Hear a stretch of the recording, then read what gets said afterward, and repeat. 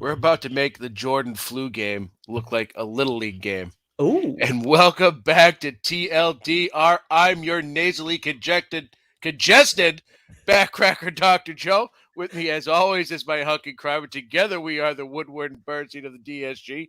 Fryer, my guy, how's it going? I think it's going a lot better than you this week. Last week you scared the shit out of me because you were coming after me, right, going right for the jugular because you're upset about the hoopla stuff, which you had wrong. I've been on top of that from day one, not you. Just want to set the record straight. But I'm doing good. I'm excited for the books that we have planned today. The holiday special last year, you definitely had the advantage, definitely had the better book. This year, my book is pushing the holiday limits, but it's definitely a kick-ass book. I cannot wait to tell you about this thing. I'm absolutely stunned that the book that I'm talking about today, neither of us had come across last year.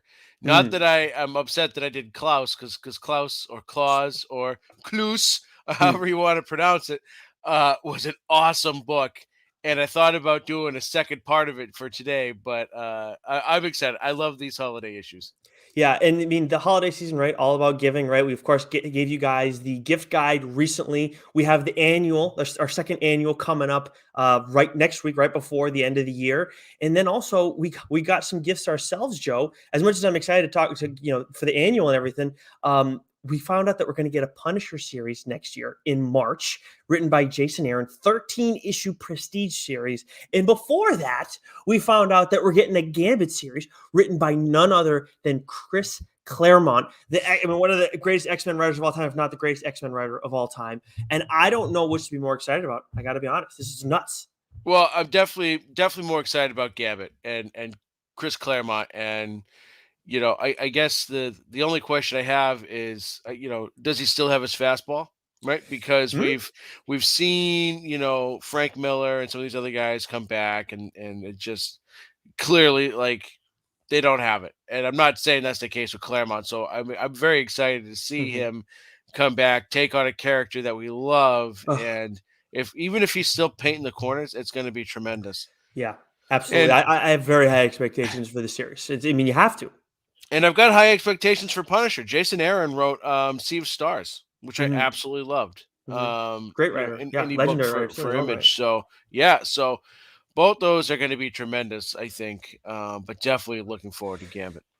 So I am most excited about Gambit, but I have apprehension, like you said, because does Claremont still have his fastball, and you just get worried. I just don't know what to expect. We've seen, I did a Gambit book a while back. Was it the Marvel Now run with Gambit, and there was good stuff there. I really enjoyed that, but Gambit is not always a character that I feel like has been written well solo. It's tough, and if you bring in Rogue with all this too, I'm totally game for that. Obviously, I want more. I want as much Rogue as I can get to. The Mr. and Mrs. X series, the Rogue and Gambit series by Kelly Thompson, that was all fun too. But like I want like if it's Gambit solo, then it should be focused on him, and that's kind of where people have struggled in the past. If there's anybody who can do it, it's definitely Claremont. When it comes to the Punisher, I mean, the cover that we tweeted out from Oh, TLDR, of course, more information over on Geeks Worldwide as well. But that the main cover, or at least the first issue's cover that we got, is kick ass. And if that's what we're getting, like if as long as they're not trying to like set the Punisher right, like DC kind of has with Red Hood, then it's going to be awesome. Then it's going to be a fun ride. If they try and change him too much and make him like a nice guy now, then we're running into some trouble for sure. But I love that little design tweak they did to the yeah. skull. Right? Oh, that looks cool. Yeah, that's Yeah, what you got to put that on a t-shirt, right? I mean, yeah. marketing 101. But yeah, like for that one, I feel like that's going to be an easier hit. I guess is how I feel about that. Oh, You can't. 100%, Yeah. 100%. So that's Yeah. why like I'm careful about how excited I get about Gambit. But another thing I didn't get to, I don't feel like I had to temper down my expectations too much for was Spider-Man No Way Home, which I know I talked about at length over on Change My Mind. You guys can go listen to Wes and I's conversation on that. So that's Change My Mind 149, also available on Geeks Worldwide Radio, just like TLDR is. But Joe, do you have thoughts that you wanted to share since you got to see it actually before I did? I mean, I loved it. I loved it. It's not a top 10 MCU movie for me. What? Yeah. Wow. It's like 11, right? But So it's like it's still, right there, to me, it might be the third best one ever. I have it as the third best one ever. Oh no, I don't. I don't. Wow. I'll have to go back and re-rank them, but just sort of off the top of my head, just only because I think part of it for me, I loved the action, I loved the story, but like we already knew that all like Marvel just can't help themselves sometimes. So like if the other Spider-Men or if some of the villains were more of a surprise and I had more of that wow factor, Mm, like when they came in, it's like I was expecting it and it was good. And Sandman was dumb and Lizard like they didn't need him. So mhm. um, but it was really really good. That's not just like to say it's like 11. Like there's 10 movies in there that are really really fucking good, Yeah, I mean, right? there's a ton of awesome movies. Don't get me wrong, but to me, this was like the writing in this was outstanding. Like you have all this stuff that we knew coming Oh, in. it was definitely one of the more emotionally. I mean, it's right up there emotionally with Infinity War, Mhm. giving you those moments where you're just like, whew, for Yeah, sure. there's a lot of laughs in this too, and I understand some of that is Yeah, yeah, probably yeah. improvised. But I mean, now a little spoiler for everybody for those who haven't watched it. But if you go, the whole conversation about Spider-Man's web shooters and the difference with one of the Spider-Men in the past, for me, that's huge because I am the way that was done with Maguire's Spider-Man. That's how I like it. That's how it was in the cartoon, if I remember correctly. So that's what I was raised on first. So that's what I want. I'm not a cartridge guy personally.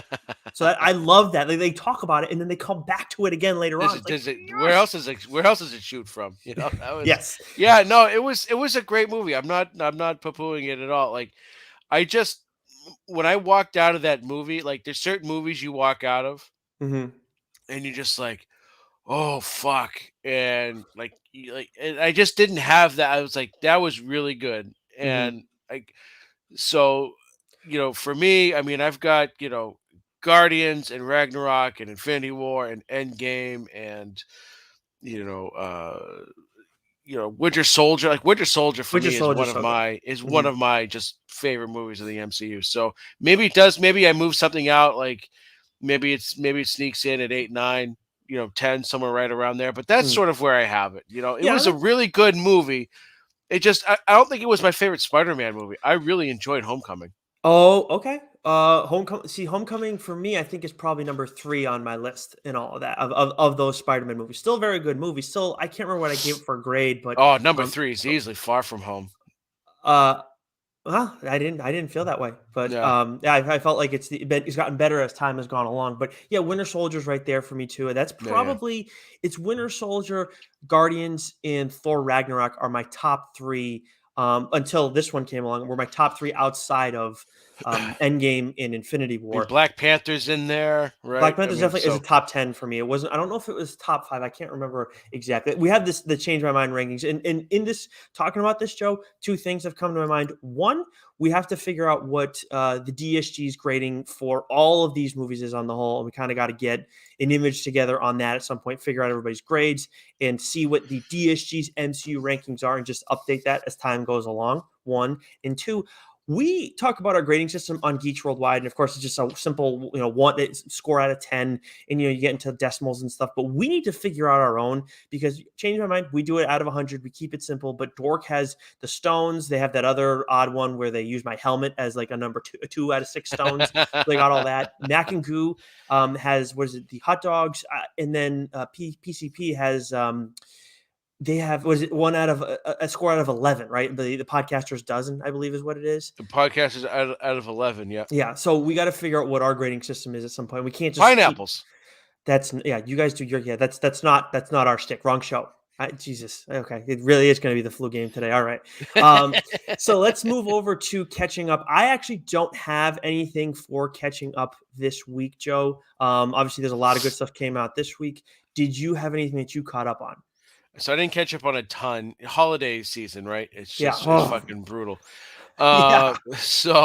I read Telepaths number 3 Okay. because Oh, okay. Yeah. we're supposed to get in our folder with review copies. It says preview to come, so there's no Mhm. link for it. So that comes out as you're listening to that on New Comic Book Day. But Telepaths 3 I thought was great. I'm enjoying the series.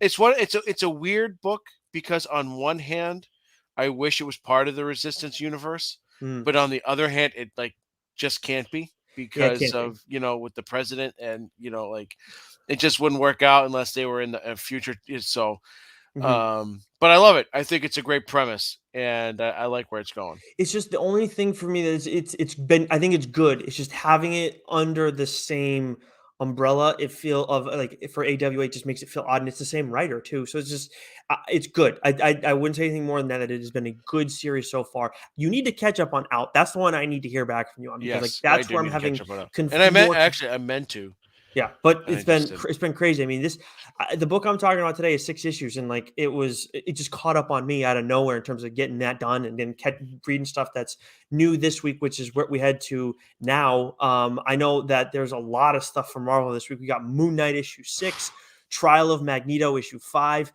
Darth Vader 19, Kang the Conqueror 5. Iron Man 15, Black Panther 2, which I did read that ahead of this, and the story's good. The action, I said it in the review of the first issue. The action leaves a little bit to be desired at times, but the story is good enough that like I'm able to move past it. And there's like this was the action was better this time around, so it's still a solid book, but it's like issue by issue you could lose me. So it's all on Ridley right now to keep me tuned in, I guess. We got Hawkeye Kate Bishop issue 2, which you read the first issue for that. You haven't been able to get to that second one, right? No, but I'm looking forward to it. I enjoyed it a lot. Star Wars: The High Republic, Trail of Shadows issue 3, Darkhold Spider-Man issue 1, Miss Marvel Beyond the Limit issue 1, King Conan issue 1, and then we come to Wastelanders Hawkeye. Unless there's one of those you wanted to touch on before I No, go to I that. just said King Conan #1 is another one I definitely I wanna read. Oh, Yeah. okay. All right. That's not one that's really going to be on my radar. So I'd love to hear what you think about that maybe next week when you catch up. But Wastelanders Hawkeye issue 1. Now, I was not high on the Wastelanders Wolverine story. I ended up giving, I think, a 7 on Geeks Worldwide because the way like we do the grading, but I was leaning towards lower than that going into it. I mean, after I'd read it. But we have our format and whatever that we do that under.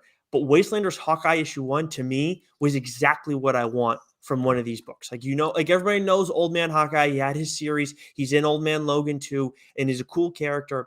And you see other characters pop up without spoiling anything for you guys. You see other characters pop up in this world that are like, older legacy Marvel characters that you care about, and you get just enough Hawkeye stuff, and it's a fun, cool mission and everything, and you get enough from the other characters too. That's really cool action and everything. So I really like what they did there. I hope that's what we get from this other stuff too. I think we have was it Wastelanders Star Lord next, so I'm assuming we're going to get Rocket in there too because he was in the podcast that Benjamin Percy wrote. And then I think we might be getting Black Widow. We might get as well. So there's potential for this still. As much as the first one was the Wolverine one, which you think would kick ass, was a little bit of a letdown, at least on my end. We move over to Boom. Oh, did you have something? I'm sorry. No, I'm good. Nope. From Boom, we have House of Slaughter issue 3, and then Eat the Rich issue 5, and Maw issue 4. All books that you've been reading. Yes. So I have to catch up on Maw. I still have to read Maw issue 3 and 4, which came out coming out as you're listening to this. House of Slaughter 3 and Eat the Rich. Both of those I've read. Eat the Rich.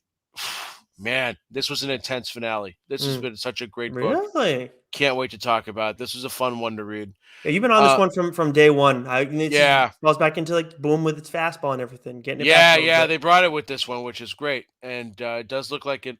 I think it will be continued, but I'm not sure. But it had a really good. It wrapped up really well. House of Slaughter #3, man.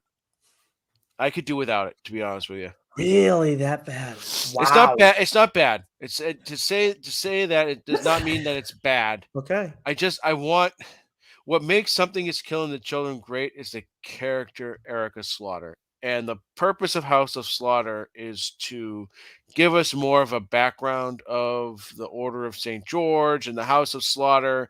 And its primary focus is on the character Aaron and another character named Jace. The problem is Aaron is just not interesting. And his Mm, story, it's like taking too long.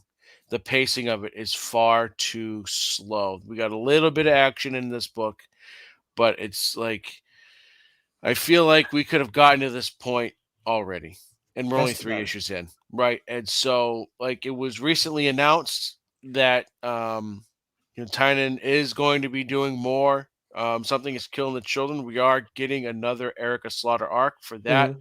I am fucking 10 toes, both feet, all 220. I am in, baby. Yeah. Right. I, But this, I just like, it's fine, but mm. like, I don't, it's not needed. It's not giving me anything I'm worried that I about didn't Tynan already right pick now, up. man. I know he's your guy, and obviously he's a great writer. Like whether or not he's your guy, he is a great writer. But just there's a lot of different things where it's like you've been saying this and that and that he's involved in and stuff that he's supposed to be like on top of, but he's kind of stepped back from now because of all these moves that he's making with Substack. It's just it's weird. Like he comes off this year where he's just he becomes like a titan in the industry, wins the Eisner and everything like that. And he's kicking ass and taking names. And now it's just kind of like, what has gone on this year? What is happening with him right now? Not saying obviously that stuff's I mean, bad, but I'm worried. maybe he's burnt out. Hey, that could be it. That could be easily Um, that happens. So I'm not. that does happen. It's just it stinks. Because like okay, he wanted to finish up Batman. That's Mhm, fine. mhm. But now he's handing the Joker off to someone else. And this is, I mean, it says James Tynion, Tate Bromble, but I got to imagine that it's Tate Bromble writing a majority of the Yeah. book with Tynion just sort of overseeing it. Yeah, probably as N- Ned or like Todd's doing with Sean Lewis over on Yeah. the Spawn And don't stuff. get me wrong, I love the art. Chris Sheehan's art in this has been absolutely Mm. fantastic because The it thumbnail, is, right? yeah, Yeah. it is very similar to Werther Deladera, different Mhm. but similar. The Right. art's been fantastic. It's just I'm asking myself, is this adding anything that I need? And it's Yeah. not. And maybe it will, and maybe just, but like, Mhm. it's like with Berserker. Get to it. I still haven't read it, I but gotta go back get and read the issue 6 to so that it. You came know out what I last mean? week. Yeah, yeah, So that's sort of how I feel. I don't understand how Berserker has been getting as much praise as it has, other than the fact that the Keanu Reeves, his name is on the book. Outside of that, I'm like, what? Why is everybody saying like this is? You see it on like best books of the year. Like we just produced our own list Well, for Geeks Worldwide, not on our list, but on others. I'm like, what are you doing? They're not even close to being on my radar. no, I think it's And just we're like the target audience. Like you look at what Geeks Worldwide what we put out for best book of the year, right? So I was one that put that together. So I saw everybody's books that are coming in, and there are some books that you've talked about, some books that we know about that aren't necessarily on our radar, things that aren't like for us. But either way, like so I understand that you're gonna get a diverse mix. But Berserker feels like that's a book that's made for us, and it's just like we couldn't care less about it. I'm still trying to read it because like I want to be able to report back on it in full when it's done. But it's like it's just been a letdown. well, it's got the hype. It's got the hype, It right? had It's got that. Yep. Keanu's attached to it, and that first issue came out like fucking gangbusters. Yes, That it first did. issue, like, set a set a bar and set a tone that it is yet to reach. And like, I stopped reading it, but issues 2, 3, I think I gave it 4 issues, were all I the think you said same. before. They were Yeah. all the same. Nothing happened. Yeah, it's a lot of just thinking in the You know, past and not like but yeah, the pacing on the book has been off. Like that, like like you, you yeah, you because the problem is it needs to be a present day story with you can have these flashbacks to different points of his past. That would be far better. Like seeing him at different points throughout time versus just like I don't need a 4 issue origin story. yeah, it's been about a character that's just like, am I supposed to be invested just because it's Keanu essentially? Like Yeah, it's gonna get us yeah, Netflix. It's been optioned for Netflix and everything, and it'll get a show. I'm sure the show will end up being better. And people will be like, "Oh, I gotta read Berserker," and we'll tell you guys, no. Like so far from what we've seen, no. It like yeah, could be a good show still. Like they'll learn from their mistakes, I'm sure. But it's been a letdown. What yeah. hasn't been a letdown though, as we move over to Image, Gunslinger Spawn issue 3. Not the, okay. So all the first 2 issues were outstanding. Really loved them. This one was definitely it was so good, but it felt like a little bit stagnant's not the word because there's still a lot of awesome action in this. We meet a new character and everything like that, but it's just I felt like it was a little bit slower in terms of the Yeah. tempo, but still like the pacing was just off, I would say in general. Still giving it a good grade. I'm reviewing it for Geeks Worldwide and everything. So like an 8.5. Brett Booth's art is just too good. I mean, Yeah, yeah. the gunslinger character is just too cool. So I'm still like this is a character, and there's a lot more movement than Berserker. I will Yeah, say yeah. that.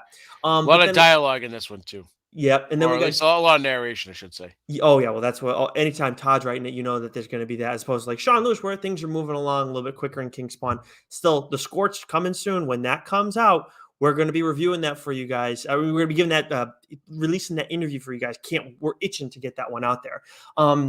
Now let's see. We got Radiant Black issue 11. Of course, we got Kyle Higgins on a while back. Speaking of interviews, in the ending of this issue, like the issue 10 was like a big deal. Then we find out some crazy shit happened.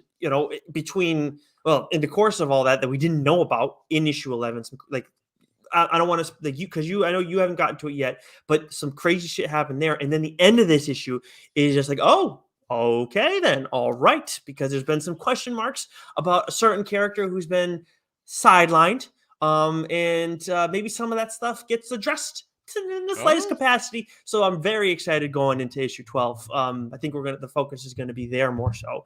And then we also have a righteous thirst for vengeance. Issue 3 of that was out this week, and another more dialogue than the first one, which doesn't take much, but like again, breakneck pace for this story. yeah. I'm still kind of confused, A little bit, right? a little A little bit. bit. Like, what's the motives? What is this guy like? At first, you're thinking, okay, he's on a quest. Like something happened to a family member, a wife, a sister, or something, and he's out. And then you get issues 2, and then this. It's like it's very interesting. This is the weird thing about this book. It is not a lot of dialogue. It's Right. very interesting. I still don't know what the fuck is going on, Yeah, I'm but with I you. want more. I Yeah, want more. it It's moves so fast that it doesn't matter. yeah, Yeah, it's crazy. It's wild, but it's been but I've really enjoyed it so yeah. far. It's but the quite like the thing it always comes down to is the quality of the questions that the reader is asking him or herself or themselves after the fact, and that's what this one of the things this does so well. And then the pacing is just crazy. As we look over to Dark Horse, I remember I did have one book for catching up. I read Cloaked after last week's episode. Oh, That came out last week. Yes, I read the first issue of that. It what'd you was, think? I thought I texted you. I think I did. It was really good. It was Yeah, really good. Yeah, I told really you. liked it a lot. Yes, a lot of tension in that episode, a lot of question marks. And then the ending, it's like, well, shit. Okay. All right. I'm Yeah, definitely in on this series. Definitely yeah, in on that. yeah. That was a lot of fun. We got Black Solstice issue 1 out this week from them, and then Joy Operations issue 2. Of course, that's by Bendis. Dynamite, we have Rodney Barnes, Army of Darkness, 1979 issue 4. Aftershock, Chicken Devil issue 3, which I've been all over this series. And then the Search for Who issue 4. IDW has Marvel Action Avengers issue 1. AWA had Telepaths issue 4. Comixology. So last week, I forgot to mention this. Last week, someone decided to give me shit because I hadn't read We Have Demons issue 3. So I go right away to check that out because I want to read. I'm like, how did that slipped my mind in the course of things? And then I go to look and it's like, oh, We Have Demons issue 3 hasn't come out yet. Psh, So yeah. So watch yourself. fake news, Bray. And then this week, I'm thinking, okay, we're going to get it now. We get The Clear issue 3. We get Night of the Ghoul issue 3. So that one's a week ahead, apparently. And then we don't get We Have Demons issue 3. But we did get the All Nighter, which that is the Zdarsky book, right? It is. Okay. This is what's called karma for Oh, cheating with the oh, goddamn coin flip. You snake. right. Oh, wow. Okay. Still on that bullshit. Okay, cool. All right. Always on that bullshit. Mm, So I didn't get a chance to read Night of the Ghoul, but I read The Clear, and this is just an absolutely fascinating book. Where the first issue like just knocked my socks off, but then the second issue was like, okay, mm, all right, okay, let's see where this is going. And then like, what Scott Snyder does, he always like one of the things I love about the way he writes and the way he constructs a story is you've got your characters and they look a certain way, they act a certain way, but you don't know exactly why. You think it's just, oh, this is how this character is supposed to look. But then in this issue something happens where you get a backstory and it all makes sense. mm. And this issue really was like it put a bunch of puzzles in place, puzzle pieces in place that Mm-hmm. really just is bringing the story together and elevating it. It's a really good mystery noir type story, Okay. and I loved how things came together in this issue. Where it ended, where it's going. top-notch stuff. So these are books too. Night of the Ghoul, We Have Demons in the Clear. Those books are going to be released in print form in March. We finally got a date on those things. It's going to be single issue releases as well. There is going to be stuff. There's going to be like I think the script is going to be in that first issue, at least for We Have Demons. I heard Scott talk about that. So this is definitely going to be something you guys want to pick up if you don't have Comixology Unlimited. We, of course, Joe and I have been loving this series. We will talk about the series, all three of them on the whole in some capacity on here when those start to get released, because all of them will have been out on Comixology. Still waiting on that last We Have Demons, but they're all 3-issue stories with supersized arcs. Three issue arcs, first arcs with supersized at a supersized level. So it's going to end up being still like 6 issues. Just you're getting them in 3 issues instead. So we will do that. We will definitely be careful about spoilers because people are going to be picking those up one by one as they're released. But we've been really enjoying this, and I'm probably going to pick up at least the We Have Demons single issues because like there's going to be other cool stuff in there. That Scott's going to be providing that give you a reason if you have Comixology Unlimited to pick it up. And it's, I mean, I like the artists that, it's what Frank Avila and Francis Manipul write on the 2 stories you're reading, but Capullo is one of my guys, like 100%. And I think most people would say that. We move over to DC.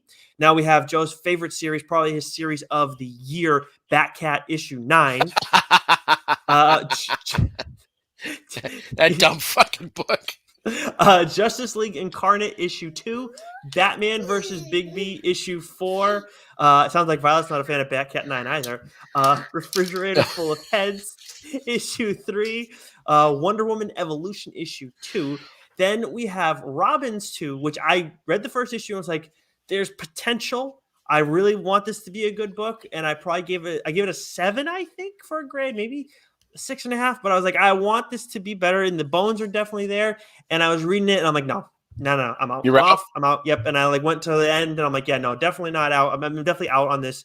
I still will probably keep tabs because I'm interested in the whole premise of this being, possibly the original Robin. But it's just like, kids will like it. It's definitely for a younger audience for sure, and that may be part of why it doesn't hit for me. But I just feel like it's. There's a lot of potential here to have it be a little darker and everything, and it's just like kind of dragged for me this issue. What didn't drag was Nightwing 87, which we've been waiting for a while. This is the one we've been teasing. Like, okay, we know. Like, well, Tom Taylor announced it. We just couldn't remember which friggin' issue it was. This is the issue where there are no panels. It is just one fluid story, and all of the arts just kind of flow into one another. And we saw this I saw it in the Black Widow series by Kelly Thompson. And I really like that. Like with certain characters, it makes a lot of sense where you just have like a bunch of different images of that individual. And I wonder if they got this from the Kelly Thompson series because it works so well with Black Widow. Not that this is the first time we've ever seen it, but it just works so well with her. So they do it with Nightwing and Joe. This, in the grand scheme of the story, yes, it's this is like this individual story is important for Dick Grayson and Nightwing and everything, and I'm separating the two for a reason. But it's not like the craziest like issue ever. But in terms of a writing perspective, it's good. Not, I wouldn't say like mind blowing, but the art and the premise of the story fits perfectly for what they did in terms of an artwork approach. And I absolutely loved it. I would love to see more of this with Nightwing. So it was one of the best issues we've gotten of Nightwing, even though the story isn't necessarily like the craziest development so far. It's just like, it's really good, and I'm really excited for people to give this a look. I wanted to read it ahead of time, but I also wanted to like actually read it with it in my hand, like to read the physical copy. So I went to Newbury Comics this morning to go get it, and just like everything else, the shipment was delayed, wasn't there. They've been having issues, unfortunately. Last week the Marvel books didn't arrive on time. The week before it was the indie books weren't there on time.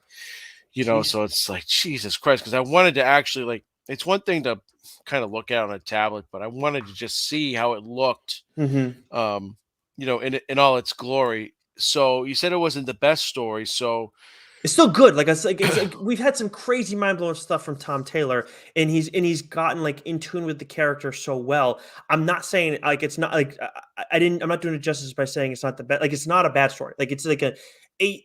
The story is probably like an 8.5. Like eat comfortably in that range.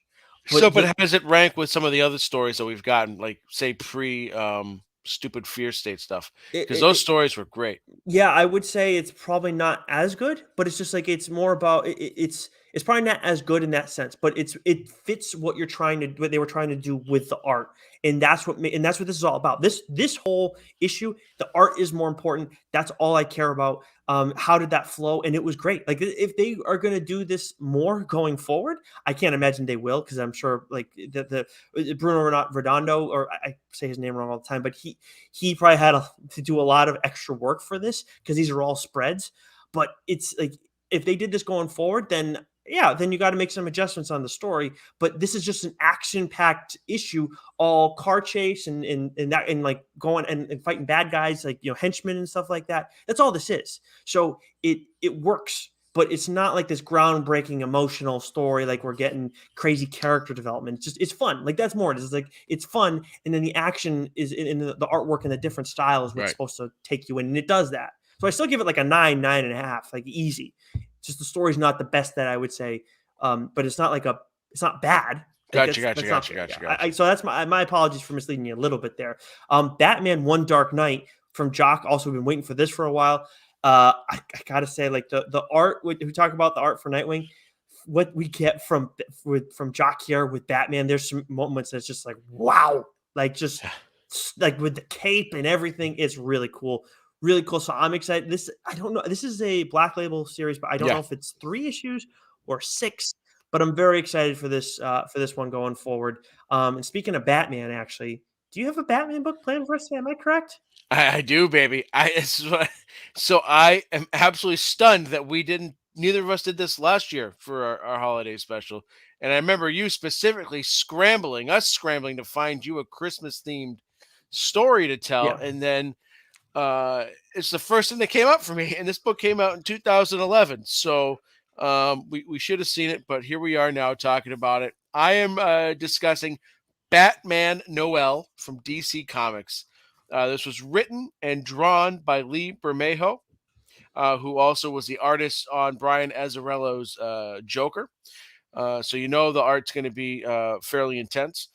Colors by Barbara Ciardo and letters by Todd Klein, which I believe is also the letterer of your book, Yeah, that's too funny. That's funny right? how it worked out. Yeah. So yeah, this is a 2011 book, and no, it doesn't appear as though it was released in single issues. It's a 92-page story, and I think it was just all, put out at once as a hardcover kind of story. But quick synopsis: inspired by Charles Dickens' immortal classic *A Christmas Carol*, Batman Noel features different interpretations of the Dark Knight, along with his enemies and allies in different eras, from writer and artist Lee Bermejo.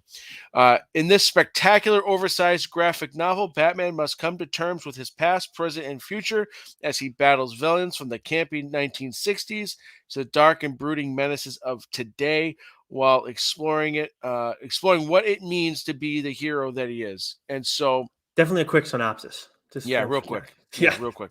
I gotta So, cut down on mine because I'm giving you shit. yeah, you're just 3 times the fucking size of this one. Yeah. Jeez. I would tell Anyways. you to eat something right now, but this is a family program. Yeah, of course. Yes, absolutely. Definitely the definition of TLDR. Family program. Definitely kid safe. Every time I do a YouTube video, they're always like, "Is this made for children?" No, It's no. made We're by talking. a child, but not Yes, for a child. yeah, a pair of children, but no, definitely not for kids. Much as we're talking about picture books. Right, Anyways, right, right. So I love A Christmas Carol. I'll watch many iterations of this during the Gilmore's 25 Days of Christmas, which we apparently I'm going to squeeze in a Medea movie. That's for you, Bert.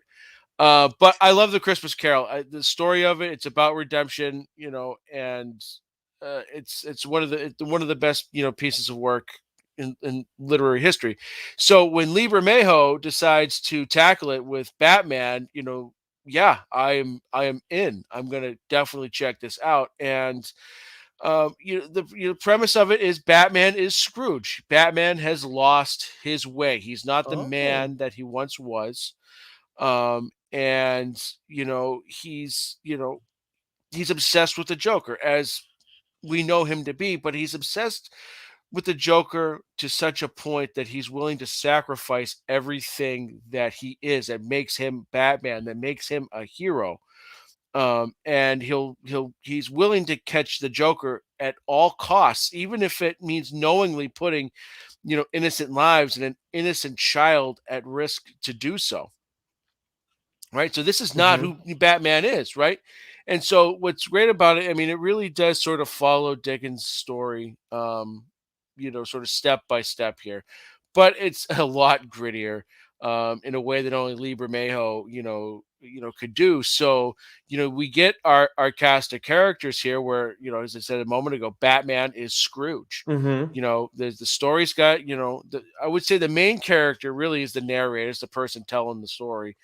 But like I said, Batman's obsessed with obsessed with catching the Joker, and the story begins with him using a low level crony as bait.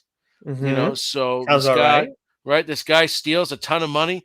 Batman busts him, takes the money, puts a tracker on the guy because he knows that Joker is going to come looking for this guy and kill him. And when he goes to do so, that's when Batman's going to strike. Mm-hmm. And so as he's following this character whose name is Bob Cratchit, right? Yeah. It's a little on the nose, but it works. No, it's fine. It's you got to get a little cheesy when you're doing like Right? Christmas related stuff. Yeah.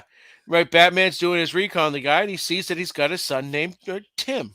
Mm. And so Tim is interesting in this regard because of Tiny Tim, but also because of Tim Drake, Mm. Robin, Mm-hmm. right? Okay.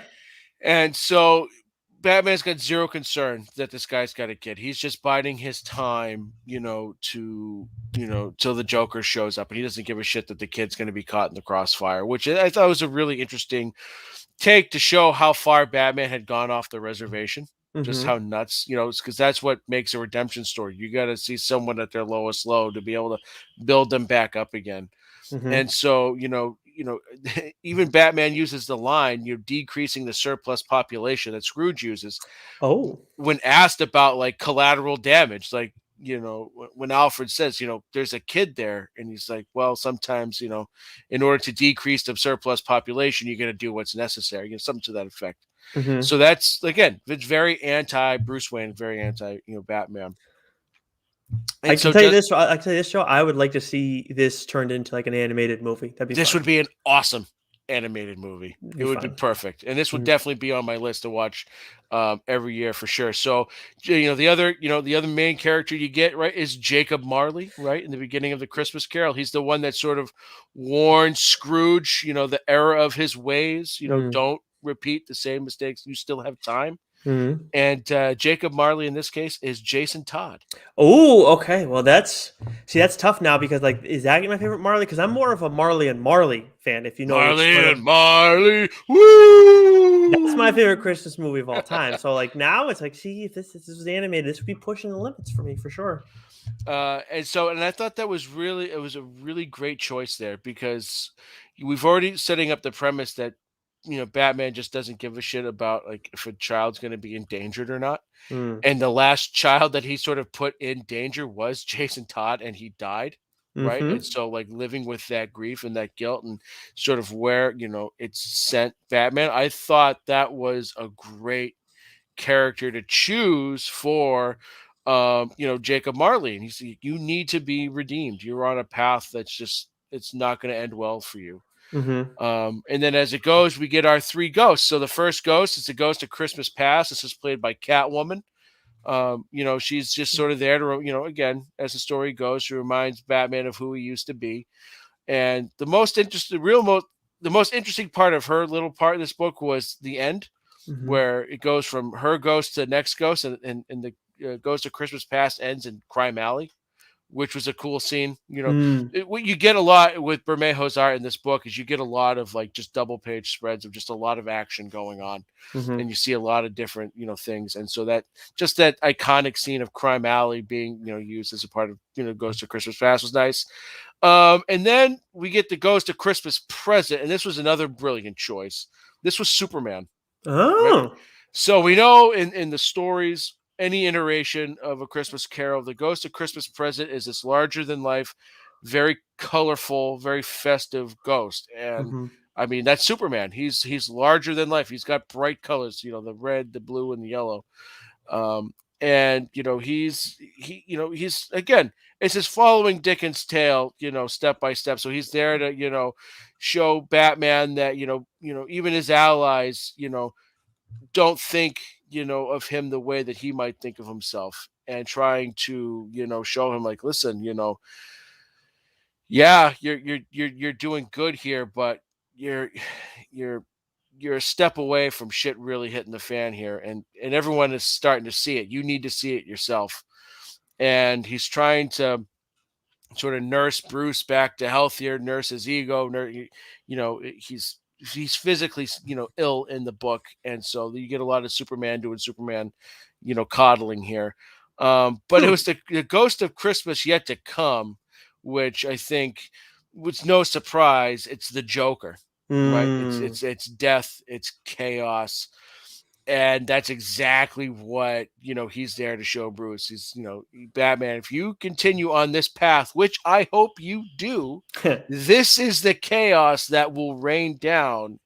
And the effects that it has on Alfred, and the effects that it has on Gordon for those helping him, and just the descent that Gotham dives into. It's change your ways, or all the good that you have done will be for naught, because it's going to get that much worse. And so while it was on the nose at times, I thought it really did a good job at sort of giving you this Gotham City view of a Christmas Carol, and Dickens' tale. And I mean, it was a quick read. It was a fun read. I mean, Lee Bermejo's art is unique. It's gritty. It wasn't as gruesome Hmm. as the Joker, or Joker, I should say. But it's not to say that it didn't have its moments, Hmm. because I think he's a really good horror artist. He Hmm. can really create a lot of that with his art. The one thing that I didn't quite like was the letterer, Oh. unfortunately, Oh. just because, like, when there was dialogue, it was the traditional, bubbles and all that stuff, and it was great, and it was easy to read. But the narration, a lot of time, was just blended in with the background. So my old ass eyes had a hard time. I had to zoom in a lot, Oh. to kind of read it. So, which I don't typically have to do. So Hmm. that was just like the one choice that I thought was like, they could have done the narration bits a little bit better. But overall, if you want to read a holiday book, you love Batman, you love Christmas Carol, definitely give it a read. This was a fun one for I sure. always find it interesting too. You talk about like we talked about Batman Reptilian, right? Which is a book that kind of like fell off for me a little bit, and there's a lot of different things that Garth Ennis was trying to do in that series, where it's kind of more like making the satire, it's more like kind of poking at the issues with Batman over the years, where people criticize him. With this, it's like it's obviously not the same thing, but it's of that ilk where Batman has kind of, like you say, he's lost his way, and it's not demonizing Batman, more so Ennis tried to do that, which in some ways he did succeed in doing that. But here, I find it like, do you find this is something that is this people who like Batman are going to like this, or do you think this is more for people who don't like Batman because he just goes so far in one direction? People want to see him kind of fail and crumble. Well, I think this is what we talk about with Batman, right? Is that we get the same tropes over and over and over again. We feel like we know the character. There's not much to it. So whenever we get some good Black Label stuff, like we get with the Murphy verse and stuff like that, it's refreshing. And so I think because this is so woven into the fabric of Dickens' tale, it's unique to that. So when you read it, you're reading it as such. And so I wouldn't say that, like, if you're a fan of Batman, you won't like it, or if you don't like, I wouldn't say that's the case at all. I would say this is just a good story. It's got, your basic Batman and rogue gallery, tropes and elements to it, but putting it in that world and reading it from that perspective, I thought was very interesting. Okay. All right. Well, we always talk about if it's show movie, clearly animated movie potential, and I would love to see it turned into that at some point down the line. I mean, why not, right? There's It would no be tremendous, Yeah. tremendous. Make an animated movie. Make it, hour and a half. It might not even need to be an hour and a half. You could probably, but nice, boom, quick, like you do with the other animated stuff, and I think it would be awesome. And it sounds like your book is more appropriate for the holiday season than mine is. Now, we obviously are picking holiday books or holiday themed books in some capacity, right? What? You couldn't put a little sprig of holly on the fucking clock? Oh, that'd be a good idea, wouldn't it? Yeah. My place is much more decorated than it has A been. little mistletoe up there, perhaps, or a wreath. Hang a I wreath from the fucking clock. Well, some people know that I have this like tiny tree, right, that I've had for the couple years that I've been in my current Is that what you call residence. it? It's more like a bush, but that is now on the windowsill, and I actually do have a tree now. We have a bunch of presents around the tree now. It's almost like the place has like a lady's touch. You know, I mean, the place looks a little bit better. So, anyways, It looks like you should be on the People's Communist Party podcast with how bland your background is. well, some people are going to say that about me after the book that I talk about today because I absolutely loved this thing. And this is let's start with this, Joe. Would you, if we had the means to No. clone Jesus, would you want to see it done? No? No, I don't think so. No, you don't think so? Oh, well, then I don't know how you're going to feel about the book I'm talking about today. Punk Rock Jesus from Vertigo Comics by Sean Murphy. He's the writer and the artist. I talked about this in the holiday gift guide, and I'm going to talk about it again probably with our annual. Definitely going to talk about it with our annual. He is one of my favorite creators in the business. He is the writer and the artist on this series, 6-issue series. As Joe said before, we share the letterer, Todd Klein, for this series. As much as Joe, he frustrated you with your book, didn't really have much of an impact on me for this series, so I will put that out there. But I find it interesting we have that in common, and both of these books are writer and the artist is the same individual, which that does carry some weight. I think it does have an impact. Not that I want to always just read books that are written by artists only, because sometimes the artists aren't necessarily, when it comes to that aspect of storytelling, that's not necessarily their strengths. But that's something I think you see a lot in manga, where it's the writer and the artist is the same person. But Sean Murphy, when it comes to writer artists, he is one of the best in the business, one of my absolute favorites, period. And this is all, like, Joe, your book was available on Hoopla, if I'm not mistaken, right? Oh, yes, it was. Okay, so mine is also available on Hoopla. Again, a 6-issue series. This began in 2000. The series began in 2003, but it was largely set in 2019 to like 2035, if I have my math correct. A quick synopsis on Punk Rock Jesus. The newest hit reality show has the unlikeliest celebrity of all in this new black and white miniseries from writer-artist Sean Murphy. J2, the TV series starring the clone of Jesus Christ, causes chaos across a near-future United States. J2 causes outrage and adulation. Religious zealots everywhere either love or hate the show. Angry politicians worry about its influence on the nation, and members of the scientific community fear the implications of cloning a human being at all, let alone the Son of God. Now, who is the Son of God in this? We would think, okay, they're just going to call him Jesus Christ Jr. or whatever. But that actually wouldn't make sense. But I didn't know. I figured they just call him Jesus again. His name is Chris. His mother, his virgin mother, is named Gwen. So she's like, they do like a procedure and everything, and then she's like has to carry the kid for the full 9 months and whatever. The scientist who helped out with that process and oversaw, I'm going to throw oversaw in quotes, Chris's education, was Dr. Sarah Epstein. We have Thomas McHale, who is security for the J2 reality show. He is ex-IRA. He is that badass character that Sean Murphy always, anybody's going to throw in their stories like a badass character usually, right? But Sean Murphy has like this type where, like he did with Batman, like he did with Led Dent in Tokyo Ghost, which was written by Rick Remender, not by Sean Murphy. But he has this big jack character who rides a kick-ass chopper.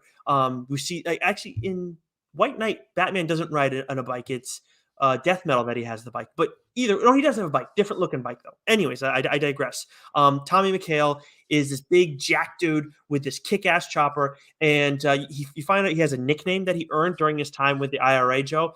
And I'm not going to say it to the people now because it comes up later on in the story. But it is like I don't want to say a badass nickname because like how he earned it, not exactly the best of reasons, but it's like, oh fuck, like like this character was already like a badass, but then it's like, oh damn, like this is like one of those people you never want to ever hear about. You hope doesn't actually exist in real life, but very much could. Then you have Rick Slate, who is the producer of Ophus's reality series. Ophus is like basically like NBC, CBS, that sort of thing. In the show, of course, we mentioned J2, of course, for Jesus Christ 2.0. Rebecca is Dr. Epstein's daughter, who we meet, who grows up around the same time as Chris. And there's a lot that goes along with that character as well. That's something you'll get in a little bit later into a little bit later on in the story. And then there's Daisy Milton, who is the leader of, well, I hesitate to say leader. I feel like she's the spokesperson. She's definitely the face, at least, of the New American Christians, the NAC. And this is a radical Christian group that opposes J2, but kind of flip-flops back and forth on Gwen, flip-flops back and forth on Chris, because there's a lot that goes on with those two characters throughout the course of the show, because there's obviously, you have like, so I ask you, if Joe, if you want to clone Jesus, if we had the means to, would you then, if you had that option, let's say that they did that, would you want to have there be like a reality show centered around this individual too? No, I want nothing to do with any of this. It sounds like a terrible idea. It is a terrible idea. It's an awful idea, but it leads to sheer chaos and a lot of wreckage, I guess is one way to put it. And what's really interesting is you don't find this out till the end of the book, but this is not a spoiler. This is more about Murphy and his approach to writing, because of course, with anything you're going to do that's going to involve, Jesus, and this is supposed to be, Jesus kind of reincarnate, you're going to be talking about religion, and then you think maybe some form of a crisis of faith, and this story coincided in Sean Murphy's actual life, his path towards atheism. So there's a whole lot going on here for him as he's writing this, and he was writing it before he kind of took that turn, and that's what helped him write this story. And there's so much with whether we're talking about Chris, whether you're talking about Tommy McHale, Gwen, and some of these other characters, when you're talking about faith, they all go through different stuff. So his own experience is not just shown in one character, and I thought he did an outstanding job.